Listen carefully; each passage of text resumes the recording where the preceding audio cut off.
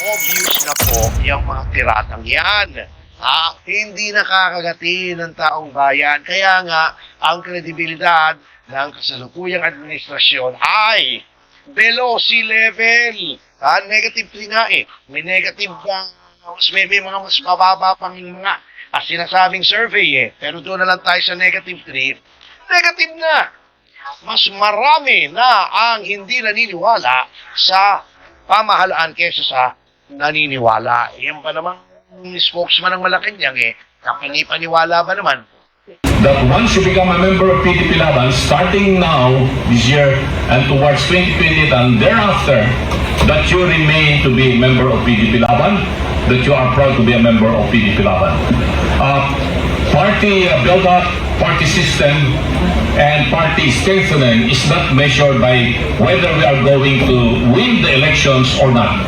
We'll make sure that PDP Laban will know how to take care of its leaders and its members. We'll make sure that we are going to try our best to give our political opponents a good fight, and we'll make sure that our party members and party leaders will win in the elections. Pasensya na muna kayo. Kayo na lang muna bahala sa sarili nyo kung saan kayo makakatago ng ligtas. Which is big difference as a president of the Philippines. Ano masasabi niyo dyan? Pwede silang maghusga sapagkat talaga namang ibang-iba eh. Di ba? Ngayon, ito pang ibang-iba. Alam nyo, yung nangyayari sa kasalukuyan. Yung away sa Middle East. Yeah, yung away sa Middle East, hindi lang. Yung dito sa atin. Ito pa. Alam nyo, may epekto eh. Etong nangyayari na, kung ikaw ay whistleblower, ay ikaw pa ang dinidemanda. Ayun nga. Yung may kasalanan, yung nag-deliver ng maleta, yun ang dinidemanda. Yung na-criticize dun sa mga pinagbigyan ng maleta, yun ang dinidemanda. Yung mga tumanggap ng maleta, pinoprotektahan, ayaw i-demanda, ayaw imbestigahan, agad-agad, pre-judgment.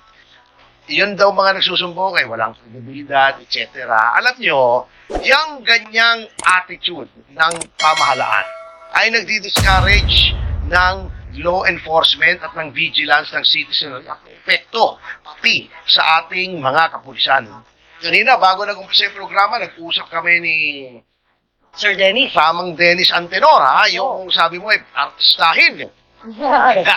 Totoo ba? Oo. At sabi niya, tinatanong niya, tama ba na yung suspect sa isang patayan ay wini-withhold ng pulis yung identity? Suspect. Opo. Person in interest. Ibig sabihin, Nakamatay na. kapatay at may nagtuturo doon sa taong yun. Opo. Tinatanong niya, kanina sa kanyang programa, sino po ba ito? Sabi daw noong investigador. Tayo. Police. Oo, ay subject pa daw sa data privacy. Yun. Hindi na po. Oo, sapagkat ang Data Privacy Act, ang pakay po niyan ay protektahan ng sensitive information ng mga pribadong mamamayan na hindi sila biktima ng karahasan. identity theft o karahasan o panghaharas o whatever. Pag ikaw ay suspect sa krimen, bagamat ang prinsipyo na umiiral sa ating pamahalaan ay presumed innocent until proven otherwise. Nonetheless, you have to balance that with, number one, yung karapatan ng pulis na mag-imbestiga. Number two, yung karapatan ng publiko na magkaroon ng impormasyon on matters of public interest. Kaya nga nakalagay dito sa Data Privacy Act, hindi ito nag-apply kung ito ay makakaabala sa pagtupad ng mga ahensya ng kanilang mga tungkulin. Tama? Oo. Ano bang tungkulan ng pulis? Sila ay mag-imbestiga. Ano bang tungkulan din ng pulis? Protektahan ang mga mamamayan. Opo. Bakit mo sabihin kung sino yung suspect? Di ba? Papas lang ito eh. Opo, pas lang eh. Unang-una, at large. Anong ibig sabihin? Nahanap ng pulis. Nahanap. Adi, kung alam nila ang pangalan, alam nila ang itsura, ay makakatulong sila sa mga may kapangyarihan na matukoy kung nasaan. Malay mo, kapitbahay mo. Di ba? Yun. Oo. Hindi mo sabihin sa pulis, yun yung pinakita yung litrato, yung pangalan, doon nagtatago sa tabi namin. Mas madali sa kanila. At more importantly, dangerous criminal nga ito eh. Hindi mo alam, kainin mo na pala sa mall. Opo. Kasakay mo na pala sa jeep. Okay. Hindi napapangalagaan mo ang safety mo. Itong pinoprotektahan, yung accused of a crime. Hindi ko sinasabing walang protection yun, ha? Pero, yung general public must also be protected. Kaya mali-mali tatago mo, itong tao to pumatay. Ibig sabihin na may armas, di ba? Dangerous, may dangerous tendency yung tao. Mamamatay tao. Ay mo sabihin ko sino? Malay mo nakapil sa likod ko sa ATM. Pagkuha ko ng pera, tutukan yung leg ko. Nung hindi ko ibigay yung pera, patayin ako. Hindi, nagkaroon pa ng another victim. Pambihira naman. Common sense po sana sa ating mga kapulisan. Di ba? Sakit yun. Kaya ang nangyayari dito kasi, dahil sa attitude ng ating gobyerno, kita mo, yung mga nag-criticize, pumupuna ng corruption, katulad kahapon, yun ang nakukulong eh. Diba si Eric Celis, kinarito, 4 hours sa loob ng kulungan hanggang hindi na-process yung piyansa. Buti na lang magpasalamat tayo kay Atty. Mark Tolentino na tumulong sa kanya. Napaprocess yung kanyang piyansa, nakalaya na. Para pumuna ulit. Kala nyo ba matatakot si Eric? Ako tinimanda, di ba? Pinupuna ko lang naman yung tendency ni Riz Ontiveros base sa mga records na available na in public na may mga nag-aakusa na siya ay nanunuhol ng mga testigo. Dinimanda ko, buti na lang, na-absuelto na. Ngayon, yung pagmamarcha namin, wala naman kaming sinasabing ibagsak ang gobyerno para maharas lamang ako. Kakasuhan ko, di ba, ng sedition, inciting sedition. Okay, yun ang mabigat sa pamahalaang ito. Yung attitude. Ngayon, yung mga pulis, takot na takot tuloy. Dapat alam nyo ang mga pulis ay matigas, firm. Law enforcement eh. Ngayon, kung ikaw pang matatakot sa mga suspects, paano na lang? Ngayon, takot na takot ng yung war on drugs. Kaya lumalaganap na naman ng droga. Paano? Ang iniisip at the back of the minds of our policemen, magaya ko kay President Duterte. Dalhin din ako sa Hague. Wala na akong pakialam niya sa droga. Ayun ang nangyayari. Nagkakaroon ng chilling effect ang attitude ng gobyerno. Kahit unspoken yan, maraming pabalat-bunga ay ganun rin eh. Natatakot pa rin. Anyway, tayo po ay mayroong isang panauhing pandangal. Narito na po siya sa linya ng ating Zoom. Walang iba kundi ito ay independent candidate for Congress, special election sa 1st District of Antipolo. Independent po ito, walang partido ito.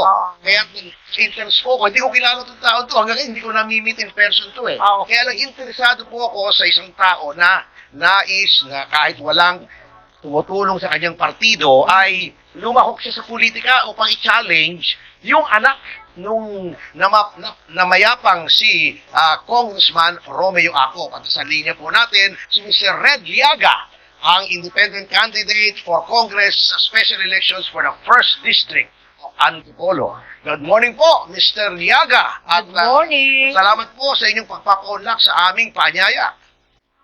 Good morning, sir. Good morning. Tony Ferdinand Pasio po at Miss Juby de Guzman.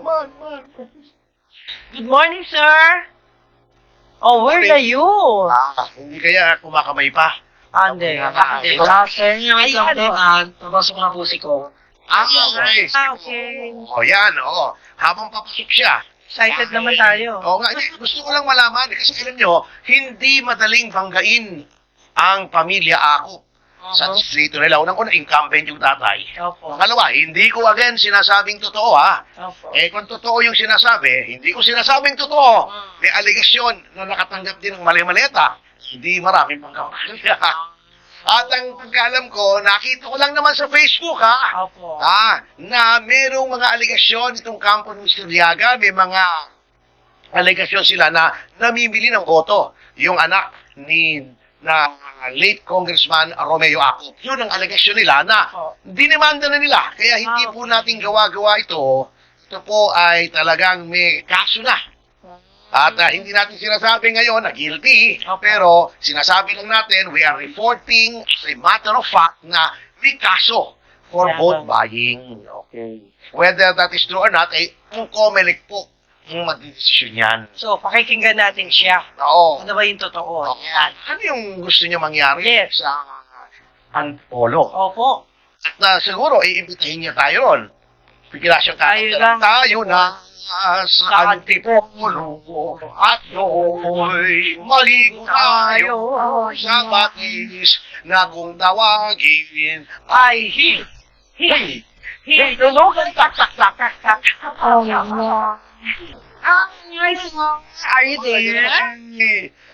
Mr. Liaga, anyway, mapalik Yeah. tayo ron sa nangyayari. Yung nga po, ang malungkot. Pero Tony, yung kanina yung sinabi kong comparison lang, tinatanong ko lang po At yan ay tinatanong din ng mga netizen, kaya pinaabot ko po sa inyo. Wala po akong against kay dating Pangulong Duterte, at wala rin akong against sa Pangulo ngayon, Bongbong Marcos. Bongbong Marcos, wala rin daw naman siyang against sa'yo. Ganun ba? Oo. Pareho lang kayong walang against. Netizen Sa yun. isa't isa. Yeah, thank you. Ang against dyan, yung sinasabi nila, yung analysis. Oh, analysis Ito, may yan. mga nag-a-analyze, maaring mag-agree kayo dito, maaring hindi. Sige nga po. Ito, ang mga pinipisil daw na maaring lumaban kay Vice President Oh. Sara Duterte. Ito naman, nagtataka ako. Meron na kayo Ito ay analysis ni Remulla. Sino bang Remulla ito? John Vic or Boy? Ito, John Vic. Ayun. May karapatan naman siya mag-analyze.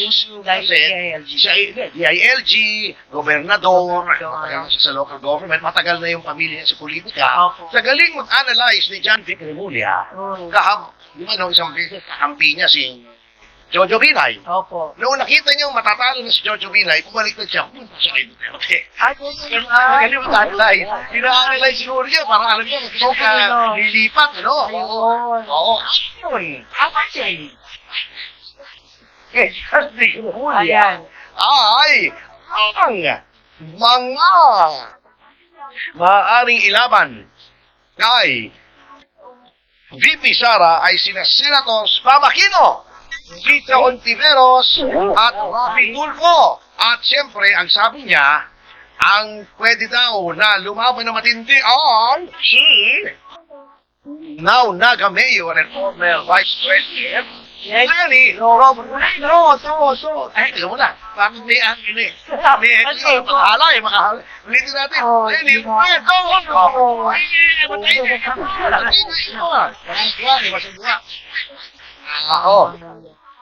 anyway, ikaw, agree ka ba rito na ang nangunguna sa panlaban ay si Lenny Robredo? Pero Tony, sang-ayon sa aking libro, Ano bang masusunod? sang-ayon sa aking libro, hanggat kaya mo, pwede kang lumaban kahit ano pa ang iyong antas at kaalaman. Pwede naman kahit sino. Ayan na. Ay, ano na. Ayun na ba? Anyway, ito ang aking take. Si Lenny Robredo, tama si Secretary John Vic Remulla. Pero teka muna, speaking of Anya. John Vic Remulla, nandito na po ang independent candidate for Congress sa First District ng Antipolo, Mr. Rig Liaga, sa ating linya ng komunikasyon. Yan. Good morning, sir. Good morning. Congressman Liaga. Good morning. Ayun. Ayan. Hi, Kong. Magandang umaga po, Congressman, at welcome to DWIZ 882, ang broadcasting at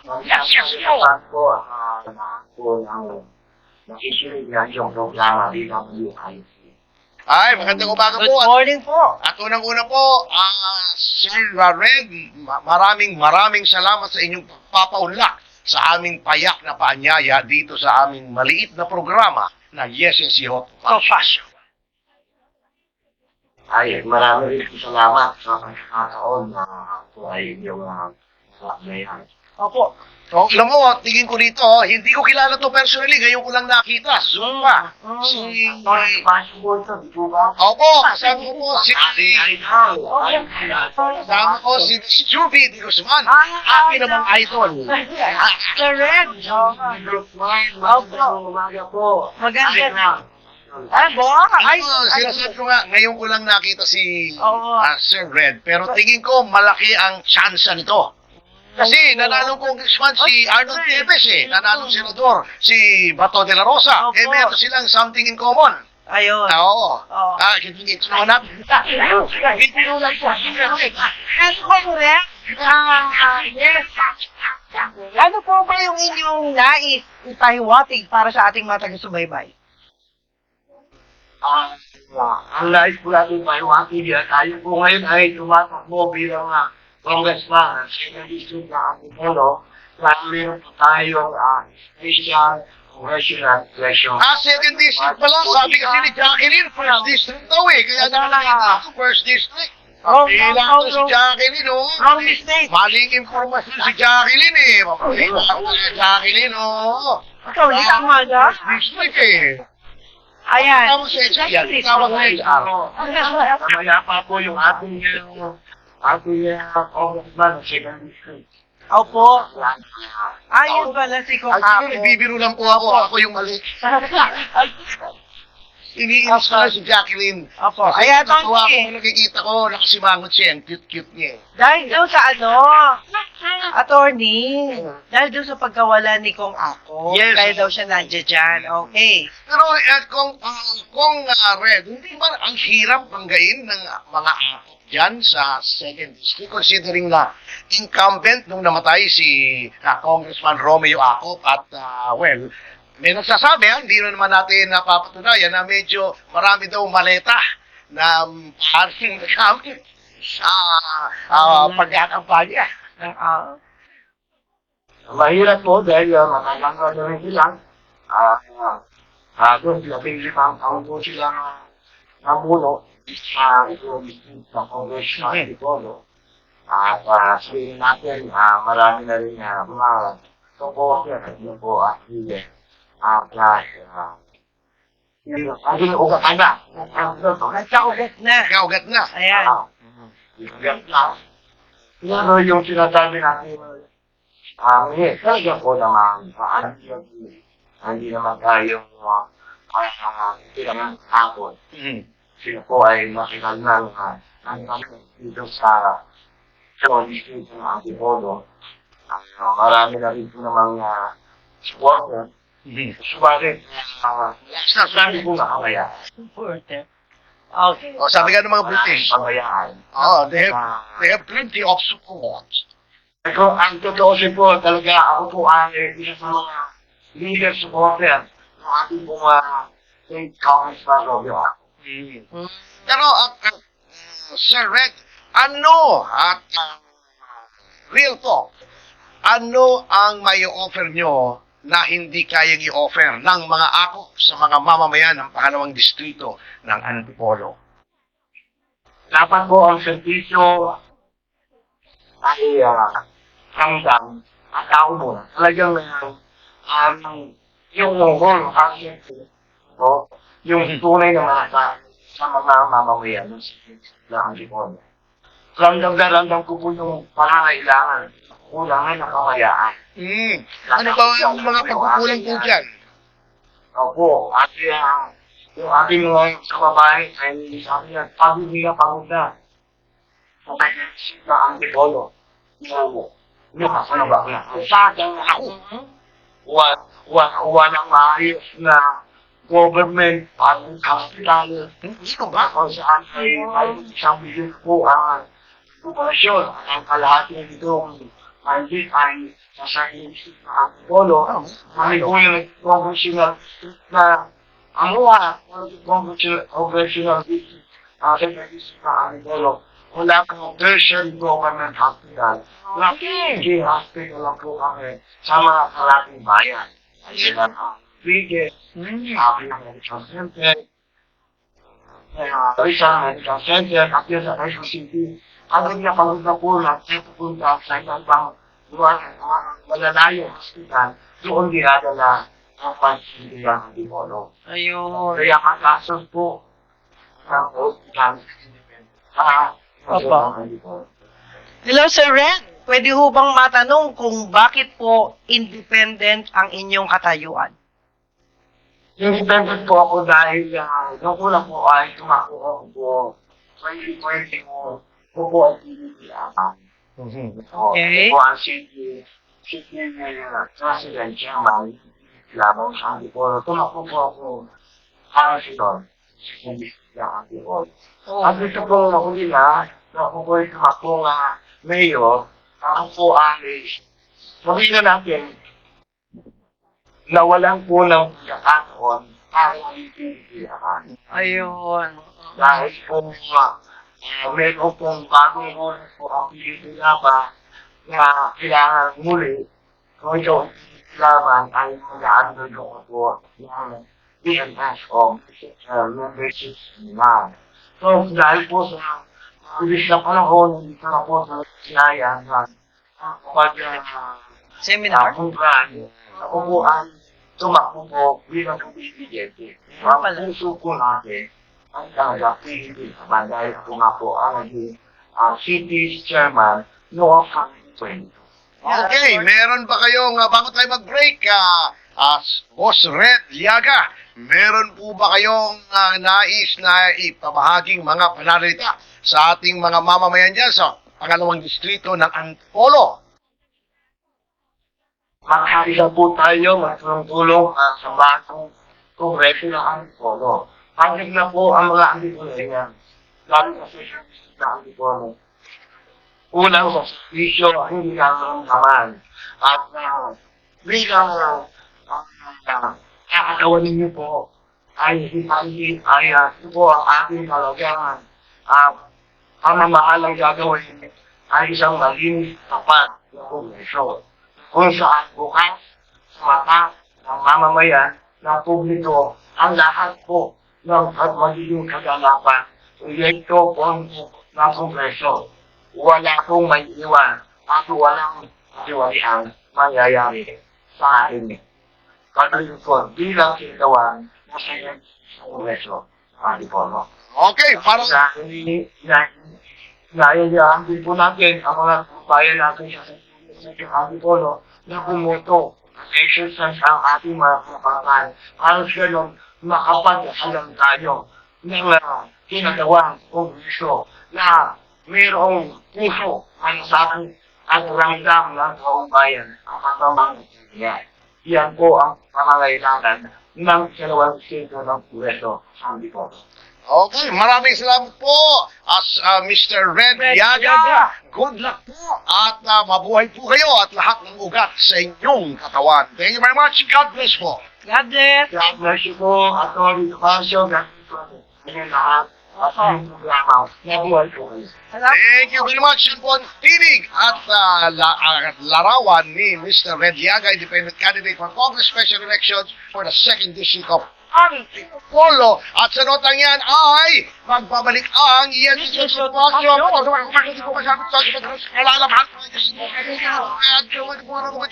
Ate oras. Alas 12, Hey, yan, umaga. 1, 2, 3.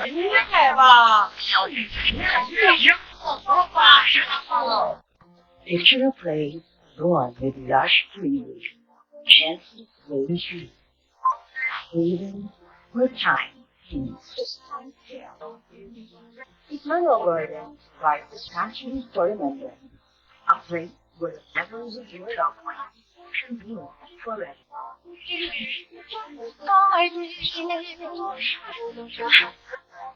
On a passion Tikman ang mga natatanging putahe ng Batanes na siguradong magpapamangha sa inyong panlasa. Simula ng inyong gastronomic adventure sa Ubud, isang espesyal na putahe ng mga Ivatan. Ito ay gawa sa pinaghalong puso ng saging, giniling na baboy at isda na nagbibigay ng kakaibang texture at lasa. At sunod naman, tikman ang dimang o flying fish na karaniwang inihahain ng prito o ginagawang latavin. Isang bersyon ng kinilaw kung saan ang isda ay binababad sa suka at kalamansi kasama ang luya at sibuyas. At para naman sa mga mahilig sa kanin, subukan ang supas o turmeric rice. Isang espesyal na kanin na luto sa luyang dilaw at hinaluan ng iba't ibang karne at gulay na kadalasang inihahain tuwing pista o malalaking pagtitipon. At panghuli, ang lunyis, ang bersyon ng Ivatan ng adobo, kung saan ang baboy ay niluluto sa sariling taba at asin. Kaya ano pang hinihintay ninyo? Tuklasin na ang iba't ibang mga putahe ng Batanes at maranasan ng kultura ng mga Ivatan sa bawat kagat. At iyan ang ating highly recommended. Para sa sambayan ng Pilipino. Kayo. Ating oras ay Alas 12:36. ang nakalimutan lang yung report na si June Samson. Ah, Kung sino yung gumawa ng pahayag. Pero Ayun. ang balita ko, malakas daw yung sex appeal no? Oh, yeah. Nag-distribute Ay, ng pahayag. galing pa yun. Parang ilagay mo mula sa pahayag. Sorry, tayo sa ating pahungitong bahagi na pinamaganto.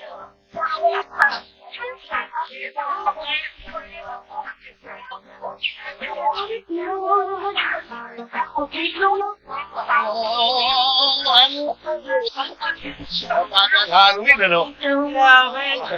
Ay, wala kasi katinso dyan. Meron. Ay, unahin na natin. Meron siyang paliwanag. Nagpaliwanag ka na wala. Eh, teka muna, bago habang hinahanap mo happy birthday muna sa ating kapatid sa hanap buhay na si Loisa Erispe ng PTV4. Yes, happy birthday. Okay. Oo, nahanap mo na. Yun, nawala bigla. Ay, batik, Jim Paredes ka muna ng iba. Ano si Jim Paredes? Opo. Ewan ko ha.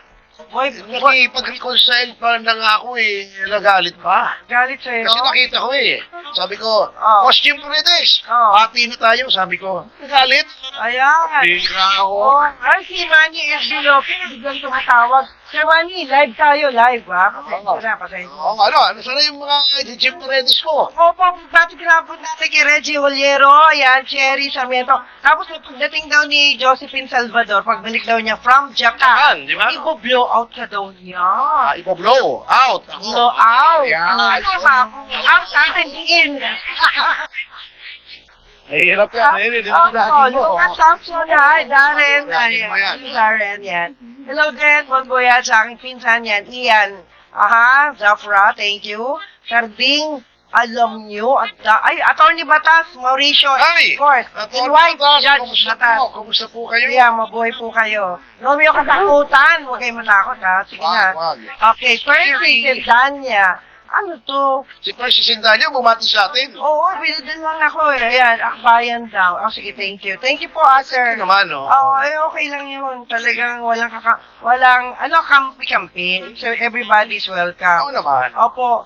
Eh, Sir Manny, later on na po, ano po ba? Mukhang may gusto magparinig ng, ano, Sir Manny, ano po yon?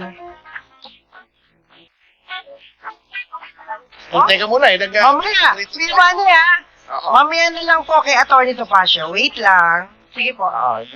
Tapos ka na. Hindi po. Anyway, Sige po, Eto, go. ang ating mga masisipag na YouTubers, napakarami na naman. Christian Gatponto, na Atty. Topacio Miss Juvis. Special shout out kay Ogie Alcacid, Jong Hilario, Hong Navarro. Oh, Chang artista. si DJ Mod. Wow. Yan.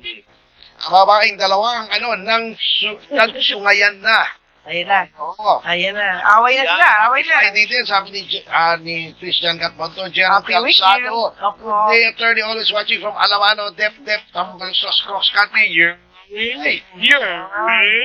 Yan. May Perez, Sara Duterte ang president.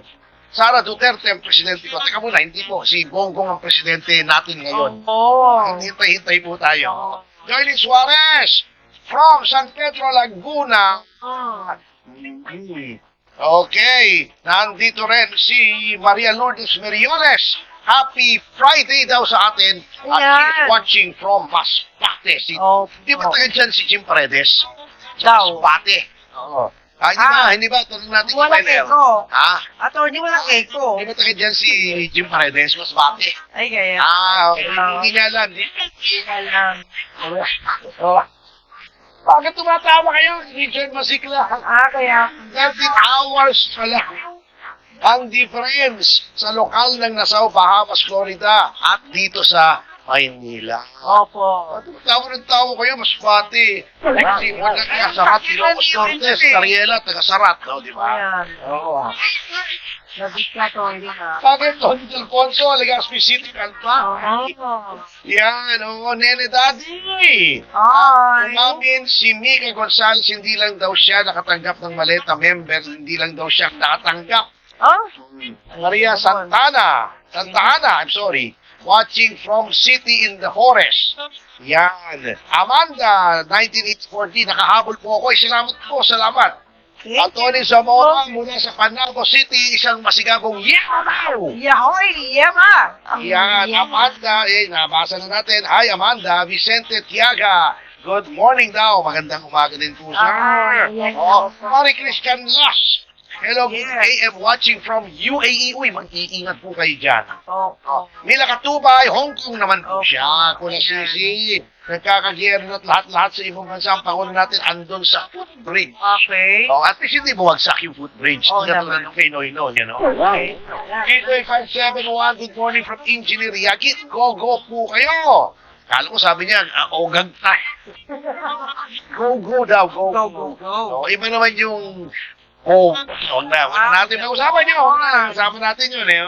Bagong utwang. Good from Timogs. Ay. San Francisco, California. Yan.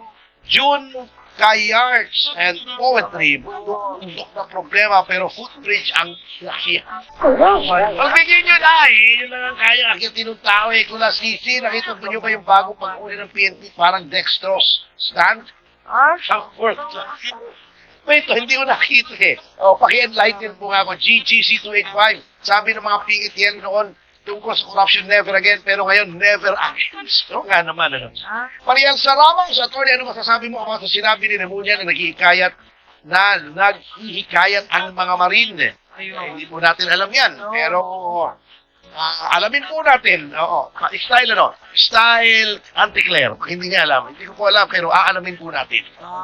Yung patungkol sa tungkol.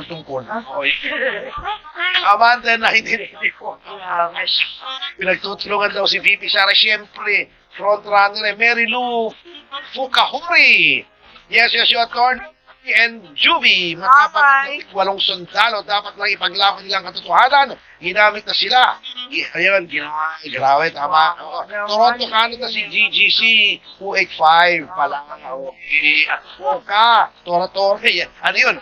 Sa Japan yun, di ba? Tora. Yes, yung kapispisan, kung kakasuhan na lahat ng nag-imagine, malamang po nauna sina Jim Paredes at Oo nga naman.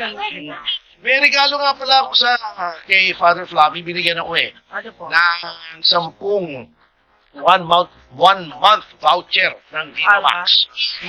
Sino yung biro? Sabi ko pwede pa. Alisan, attorney, Friday, Ma'am June. Tatay Strauss, mayong buntag po. Ano ba mo standing naman nag-akusa kay VP Inday Sara Duterte? Wala nga, yan ang sinasabi natin, puro hipokrito eh. Rolly Hazel Duran. Ice, Paulo Santiago, Ulysses Ramos from Sydney, Australia. Hindi na bongukan. Ann Curtis, pag-aari ka din ng taong bayan dahil artista. Yun ang sinasabi ko kahapon. Bea Henny Besh from Finland. Wow, Ian Karada, Australia. Yan, Leonor Benitez, thank you sa paghabol from Korea. Amancio Redera, mabuhay po kayo, God bless din po. Juanito Huta, good morning, Augusto Hatristinay, araw-araw na siya nanonood sa atin, maraming salamat Thank you. Sir Augusto. Okay, Raymond Swason, ano na ang mga napabayaan ba yung mga maleta? Hindi po, hindi natin bibitawan yan. Noy Loyal, Ron Angrev, good morning. Ferdinand Mendoza, okay. At huli-huli ay si Richard Masiklat. Babalik po tayo at may mga papatiin tayo sa pagbabalik ng Yesesyo Topacio ating oras. Alas 11:45 na umaga. Yeah!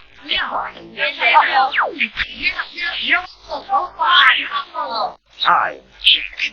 It's showing 7 o'clock. Siguruhin nakatuto ka sa Aliw Broadcasting Corporation. DWIZ News Nationwide. DWIZ News Regional Stations. Aliw Channel 23 at DWIZ News TV. Sa Health Habits. Mahilig manood at lunas sa Health. Araw-araw, Lunes hanggang Biyernes. Paya ang gabi. Hatid ng PhilHealth. Pilipino ako. May PhilHealth ako. Sa mga lugar na pinuntahan ng ibang tao, mga produkto, serbisyo na rekomendado. Alamin sa Highly Recommended. Handa ka na bang matikman ang best dishes ng Bohol? Dito, hindi lang maganda ang tanawin, kahit ang pagkain ay world-class din. Unang-una, ang chicken inato, ang Bohol version ng chicken barbecue na juicy, smoky, at perfect sa sausawang suka. Sunod ang Humbang Bisaya, isang mabangong pork stew na mala adobo pero may tamis at lambot na sobrang sarap sa kanin. Hindi rin pwedeng palampasin ang ubi kinampay, ang purple yam na super creamy at ginagawang jam o panghimagas. Siyempre, andyan din ang peanut kisses, ang crispy peanut treat na hugis chocolate hills, pasalubong masarap. At panghuli, ang seafood feast ng Panglao, mula sa fresh crabs, shrimps at pusit na siguradong mapa-finger-licking good ka. Kaya wag mong palampasin ang mga putaheng ito. Siguradong hindi ka lang mabubusog, kundi ma-in-love ka rin sa sarap. At yan ang ating highly recommended. How about you guys? Oh, no, mga balitang nangyayari. Sumalaw kung wala ang late. Kami na hindi mo dapat itawan ang kailangan nito. Mamaya sa sarili. DWIZ 2. Live sa U23 TV. Sa DWIZ News. Live before live. DWIZ Facebook, YouTube. DWIZ News website. So, buong choice sa DWIZ News. Research team sa magkalugan sa bansa. Buong mundo na nagpahina ang informasyon. DWIZ News. Scoop for beer. Monday to Friday. Si Dennis. Or Junior. DWIZ News. Scoop. Abangan tuwing hapon sa DWIZ News. Hapon. Highlight. Balita na Silikon ng Town.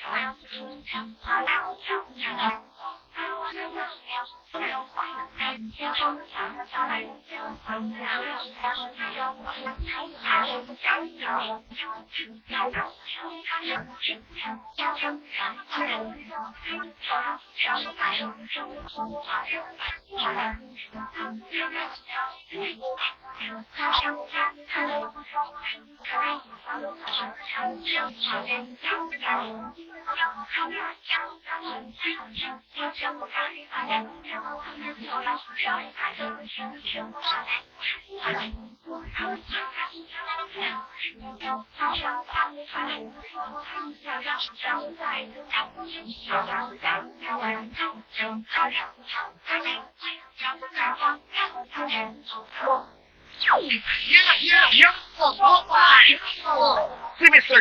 Yes, you. Attorney, Ernie Tabasio.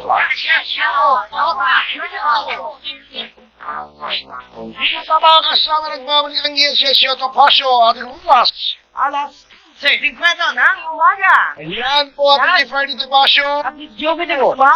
Yan. At siyempre, batiin ko lang ha, bago tayo matapos sa batian portion. Si Michael Guy, si Rolly Mende Tomas, yan, si Ryan Ang.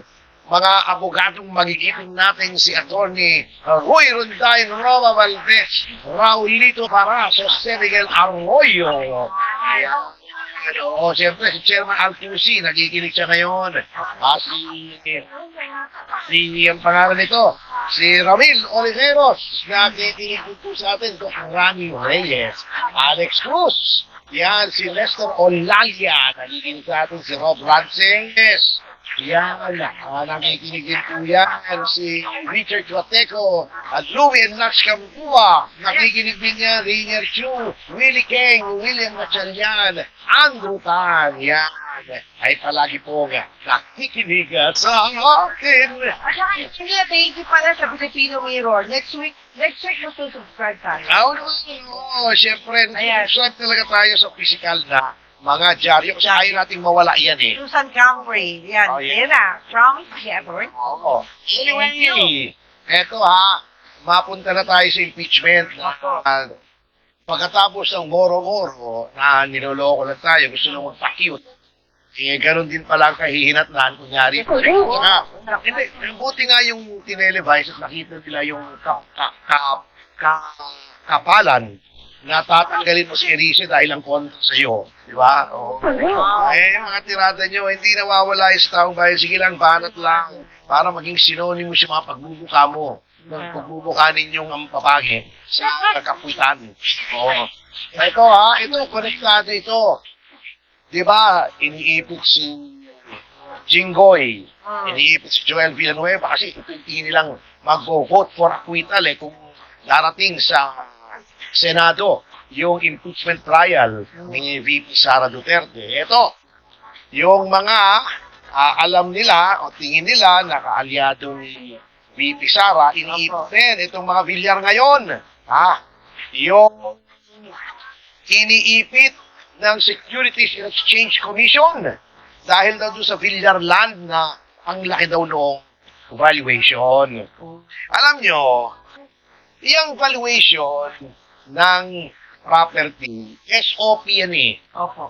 Ini-evaluate talaga yan ng appraisers ng kumpanya. Ngayon, kaya nga may regulatory agency, parang tawad yan eh. Sasabihin na, eto yung value ng properties namin. Ano yung sabihin ng SEC? Nireview namin, mali, mas mababa pala. Parang tawaran yan eh. Halimbawa, ikaw magbebenta ng lupa. Sasabihin mo, ang worth ng aking lupa at bahay ay 10 milyon.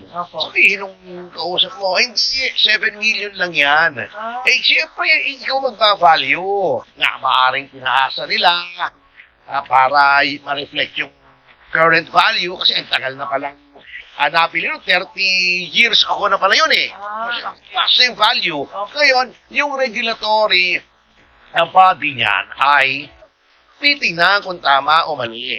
Sinabi nila, mali, i-value yung value. Hindi naman public yung mga tao. Ako sasabihin, may manipulation. It's easy. Huwag naman, alam mo, ang problema dito sa gobyerno ito, lahat na lang ng ahensya ng gobyerno ay ginagamit para ipitin ang mga kalaban nito. Yan, SEC. Yung SEC, ang tagal-tagal na namin nireklamo yung PROCAP, wala namang aksyong ginagawa masyado ang SEC. Yung mga nag-i-scam sa mga taong bayan, na may mga nagre-reklamo, yung PROCAP daw ay nabiktima sila. May mga kaso na nga sa hukuman. Yung mga iba. Wala nang ginawa ang SEC, Malungkot. meron, pero kulang at malabnaw, malasado ang ginagawa. Bago ito mga ito, yan ang iipitin. Ang NBI, sa halip na ang imbestigahan yung mga tumanggap ng paleta, ang imbestigahan yung 18 mga Marines. Ang ombudsman, ayaw pansinin yung reklamo. Meron nga, pwede nga anonymous pero, yung mga kalaban, idinidimanda. DOJ, ganun din. Wala na tayong mapuntahan. Yan ang sinasabi namin, delikado yung walang escape valve ang taong bayan dahil pagka nagkataon, sasabog na lang yan, hindi natin makontrol yan. Ayaw po namin yan kasi kami po sa PDP, gusto namin ay maayos na transfer power.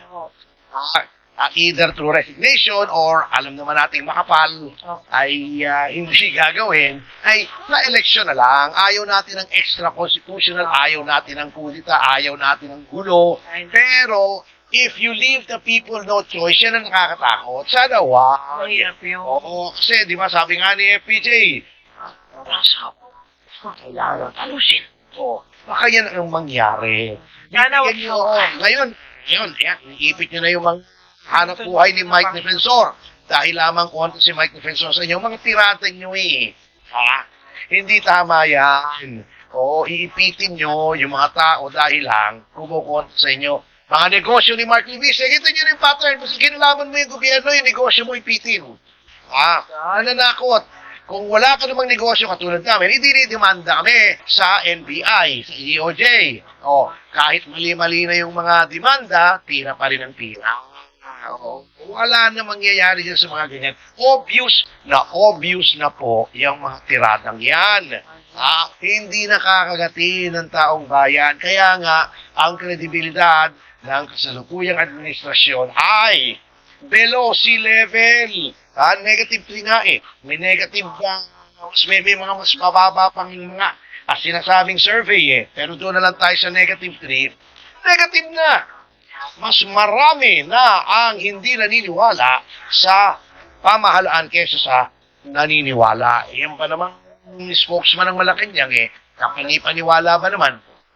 Kayo na maghusga. At ang maganda po nito, saludo rin ko sa 18 Marines, ang kanilang abogadong si Levi Baligod na sa harap ng maraming pagtutunig sa panggigipit, mga alipusta, paninira ng kasulukuyang pamahalaan, ay sila po ay hindi natitinag at kahapon ay humarap sila sa media at sinabi nila wala po kaming kaalyadong kahit anong partido politikal, hindi kami pro-Duterte, hindi po kami pro-BBM, hindi kami anti-BBM, hindi kami anti-Duterte, we are neutral. Kanya lang, may nakita kaming krimen na konsyensya kami, sinumpong namin. Ngayon, iniipit nila, i-requestion nila, ba't ito si Mike Defensor? Bakit? Wala namang karapatan ng kahit sinong mamamayan na tumulong sa mga tao na nagsusumbong ng katiwalian. Ang sabi nga ni Ginoong Defensor, ako ay tumutulong lang. Bakit? Kapag ayokong mangyari yung ginawa nila Quintesa na pagkatapos humarap sa Senado ay Solid North ngayon pag pinag-uusapan ay politika doon sa kapila. Kasi sa Region 1, doon pa lamang sa probinsya natin sa Pangasinan, siya ang pinakamalaking probinsya sa buong Northern Luzon, if not all provinces north of Manila. At doon sa Pangasinan, at doon naman tayo sa Pangasinan. Ganon din sa Laon dyan. Marami naman tayong mga kaibigan dyan na membro po ng PDP. At lalo-lalo na sa Ilocosur. Alam naman na po natin yung sitwasyon dyan sa Ilocosur. Andiyan pa rin si Manong Chavit Singson. Pagdating naman sa Region 2, andito na ngayon ang bago nating presidente sa Region 2. Mabuhay ang mga Ilocano! Mga Ilocano tunay na nagmamahal sa bayan! As we witness today's oath-taking ceremony, I'd like to thank you for coming over and about to witness the oath-taking of one of our staunch supporters, a committed leader, a public servant who is based in Region 2, or specifically, he hails from Tuguegarao City. So, let me share to you, my dear friends, my dear colleagues in PDP, his background. He was a vice mayor of Tuguegarao City way back 2013. And he also supported and participated as one of the Duterte campaign teams, a parallel group based in Region 2 way back 2016. Supported former President Rodrigo Roa Duterte during the campaign trail. And he was appointed way back 2017 as the president of the Development Academy of the Philippines. Right now, he is currently the lead facilitator and training advisor of the Office of the Vice President. Ladies and gentlemen, we're very fortunate that this person has joined PDP and expressed his full commitment and support to the party. I know that this person, this fine gentleman, who happens also to be a lawyer, can really provide a very significant contributions to the party itself. His influence, not only being a good public servant, but a community leader, could really spark a big difference in the coming years. Especially that we're about to roll out our support to Vice President Sara this coming 2028. He is a lawyer, as mentioned a while ago, a very well-trained facilitator, an educator, and at the same time, a person who really believes the principles, not only believe, but also embrace the principles of our party. So, ladies and gentlemen, without further ado, I'd like to introduce to you our oath taker. He will be taking his oath as the regional president for Region 2 of the Partido Democrático Filipino. Attorney Engelbert Jojo Carona. May I request the Vice Chairman and Acting Chairman of PDP to come on front. To come in front, please, to administer the oath. To administer the oath of office to Attorney Engelbert Caronan as the Regional Council President for Region 2. May I request, of course, the officers of the party who are present. Number one, of course, ang ating Vice President for the International Affairs who comes from the zone as well, Attorney Lambino. Our Arbitration Committee Chairperson, Attorney Pogi, you're the one, Jimmy Bono, Attorney Yvette Contacto, former Undersecretary Penny Belmonte, former Commissioner Raymar Mansilanan. Raymar, come over here. Ayan, to witness the oath-taking of Attorney Engelbert. And of course, ipapawitness din namin our incoming Council President for Pasay City who will soon take their oath also. Ayan, si Yorme Manguera and the incoming also Secretary General of Pasay City, Bong Tolentino. Okay, dito kayo, witness kayo ngayon. Next, pag-oath nila, witness na rin sila. Ayan, pwedeng forward kayo. And of course, ang ating Executive Director. Forward mo lang po. So, my honor, one minister. So, say the name. Okay. Please raise your right hand and repeat after me. I, Engelbert Carolan, having been appointed as the Regional Council President of Region 2 as the Regional Council President of Region 2 of the Partido Democrático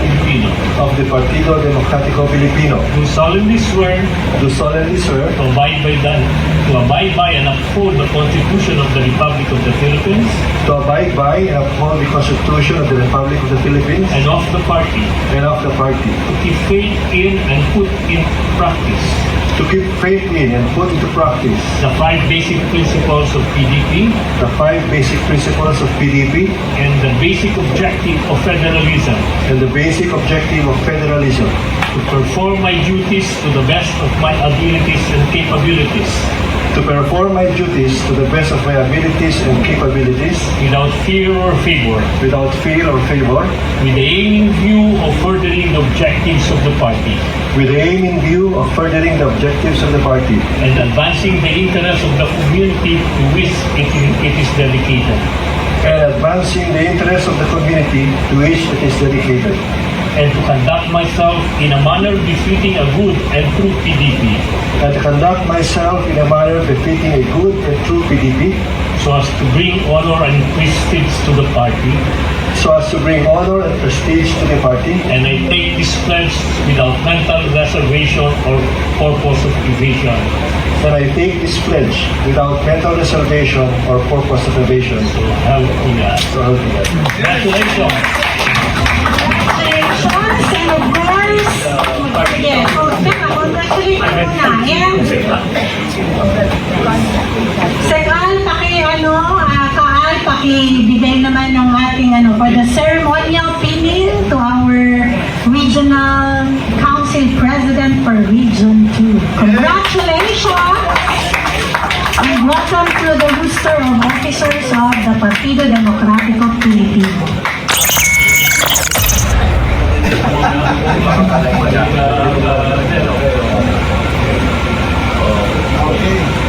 Ayan, okay. Officials, pakikamayan naman ang ating bagong kaliwang kamay.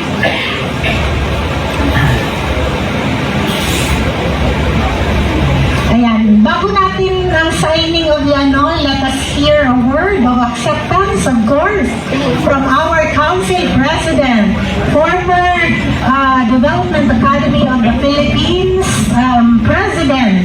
Ang dami nitong pinagdaanan sa gobyerno, kaya sigurado tayo na ang Region 2 ay magiging mas malakas para sa PDP. Please welcome once again, Ka Engelbert Caronan. Magandang hapon po sa kanilang lahat. Unang-una, gusto kong magpasalamat sa PDP for entrusting to me Region 2. Napakalaking lugar po ang Region 2 at napakalawak po nito. And I will try my best po na to advocate for and palawakin yung samahan natin sa Region 2. Alam po, hindi po lingid sa kalaman ng lahat na siguro for purposes of PDP, isa na yung region na yun ang pinakamahirap na lugar. But definitely, I will try my best. I think, hindi naman po mahirap, no? Kasi may malinaw naman tayong purpose, meron tayong malinaw na objective. I think yun lang naman ang hinihingi ng mga tao, no? It's something that would clarify to them what are our purposes. Nakikita naman nila yung bagay na yun. And we have a leader na they can trust. I think yun ang very critical sa susunod ng mga political exercise. It's a question naman ng trust. A question kung sino yung partido na pwede pagkatiwalaan. A question kung sino yung leader na dapat pagkatiwalaan. So, we did not articulate so many things. They only need to look at us, to look at our leaders, and I think we will be able to convince more people. So, thank you very much.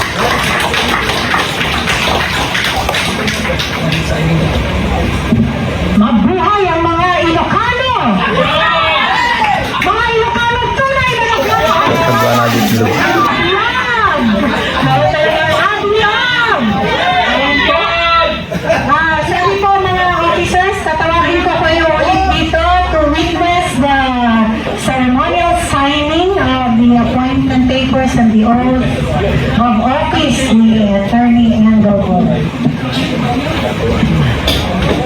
Ka-ay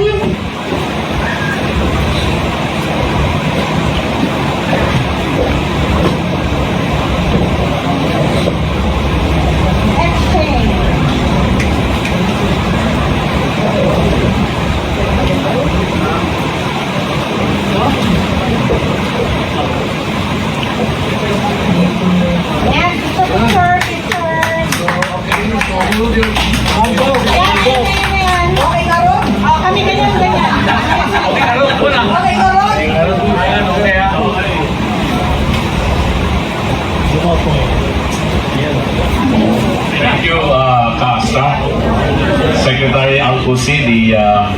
acting chairman of Partido Demokratiko Pilipino. At siyempre yung bago nating kasama sa PDP, si Atty. Jojo Kapadak nga Ilocano nga mangmaan ti rabong kan saboyot nga day ti laok na nga intono nga punchik.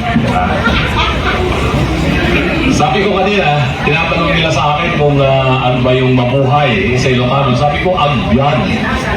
Agbyag. Ibig sabihin nun, agbyag mabuhay. Hindi agbayag. Kasi yung agbayag, matagal. Yung sa Ilocano yun, agbayag ka matagal ka naman. Yung ibig sabihin nun. Ngayon, kablawak kayo amin, kapadak na Ilocano, titamyanan. Sabi nga nila, ano ba raw yung solid north? Eh wala naman ng solid north ngayon pag pinag-uusapan ay politika doon sa kapila. Kasi sa Region 1, doon pa lamang sa probinsya natin sa Pangasinan, siya ang pinakamalaking probinsya sa buong Northern Luzon, if not all provinces north of Manila. At doon sa Pangasinan, at doon naman tayo sa Pangasinan. Ganon din sa La Union. Marami naman tayong mga kaibigan dyan na membro po ng PDP. At lalo-lalo na sa Ilocos. Alam naman na po natin yung sitwasyon dyan sa Ilocos. Andyan pa rin si Manong Chubby Singson. Pagdating naman sa Region 2, andito na ngayon ang bago nating presidente sa Region 2. At least nawalan ako ng isang malaking problema sa Northern Luzon. At andyan na si Atty. Jojo na kasama natin. At ating Vice Mayor ng Tuguegarao City at siyempre naging presidente nga ng Development Academy of the Philippines. Yun ang kailangan natin sa PDP. Yung kanilang damdamin, kaisipan, at ang ginagawa nila is more on development-oriented leaders. Na yun po ang direksyon ng PDP laban. Na kailangan po ay magkaroon tayo ng mga pinuno ng partido para mas mapalakas natin ang mga kasapi natin sa local at village leaders. Alam po ninyo, yung political system natin sa Pilipinas, tinatawag ko itong kumbaga sa telepono, nasa iCloud yung mga partido. Political parties in the Philippines, except PDP Laban, wala silang pundasyon sa baba. Lahat nakalutang yung mga partido. Yung mga politiko na nandiyan, pwede silang magpapalit-palit, magpalipat-lipat everyday kung gusto nila. But not in PDP Laban. We'll make sure that PDP Laban will be steadfast in inculcating to everybody's mind and heart that once you become a member of PDP Laban, starting now, this year, and towards 2020 and thereafter, that you remain to be a member of PDP Laban, that you are proud to be a member of PDP Laban. Party build-up, party system, and party strengthening is not measured by whether we are going to win the elections or not. We'll make sure that PDP Laban will know how to take care of its leaders and its members. We'll make sure that we are going to try our best to give our political opponents a good fight, and we'll make sure that our party members and party leaders will win in the elections. But if the outcome will not be as what we are trying to do and what we are thinking of, we may not end to be the victor, but we are not going to abandon you. We will continue to recognize you as the full-fledged, legitimate members of PDP Laban, and we are not just going to get somebody who won in that election, who in the first place did not become a member of PDP Laban and would like only to become a member of PDP after winning the election. Hindi na po mangyayari yung gano'n. Medyo masama ang naging karanasan natin sa PDP. Noong 2016, nanalo si Tatay Digong, biglang lumubo yung partido, lumaki ang partido, pero just as like the experiences of previous parties in the past, after hindi na presidente yung sa Pilipinas, yung nakaupo, ay doon na naman sila pupunta. We are not going to do that anymore, and we are not going to allow that to happen to our members. We will continue to have a political party that has its foundation down below. So hindi tayo isang partido na nakalutang sa alapaap o kaya dyan sa ulap. yung mga political parties ngayon, wala silang pundasyon sa baba. They really don't have ordinary members down below. And that is the reason why we are getting leaders like Attorney Giorgio, who is not truly a politician. He used to be vice mayor, yes, but he is more of a development-oriented leader. Mas kailangan po natin ang mga ganitong klaseng tao. So, muli, sa aking mga kababayan na mga Ilocano, na kayo ang kapamak na Ilocano, mangmangan-manan iti saluyot ng rabong aday tinutulong ang bunchet. Sabi sa akin ni Attorney Topacio kanina, isingit ko lang tumikita lamang pa sa pagiging Ilocano ito. Pinag-usapan namin kanina yung technology dito sa buong mundo. At sinasabi nga yung mga maunlad na mga bansa, ipinagbabalaki nila na kayang-kaya na nilang gumawa ng mga magnet like sa Germany, sa Japan, sa China, kaya moderno yung kanilang mga transportation, aeroplano, missile, mga gera din na nangyari sa Iran at dyan sa Ukraine. Wala pong magiging missile na yan o walang mga drone na yan kung walang magnet. At ang pinakamalaking producer, manufacturer ng magnet sa buong mundo ay ang China na ngayon. Eh sabi namin ni Atty. Topacio, meron din kaming may pagmamalaki sa Ilocos. Meron kaming magnet. Yan. So yan po mga minamata kayo, mga bata ng Ilocano, nasa magnet nila Ilocos. Nag-imas na ako. Naimbag na ako, naimbag malanda niya ako.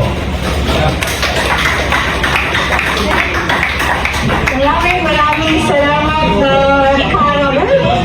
Siyempre, bago tayo magtatapos, gusto ko munang papuntahin sa harap yung ating incoming Council President and Council Secretary General ng Pasay City para ma-formally introduce ko lang sa ating mga kababayan. So, sa lahat ng mga taga-Pasay City, abangan niyo po ang aming mga gaganaping basic membership seminar. Ito po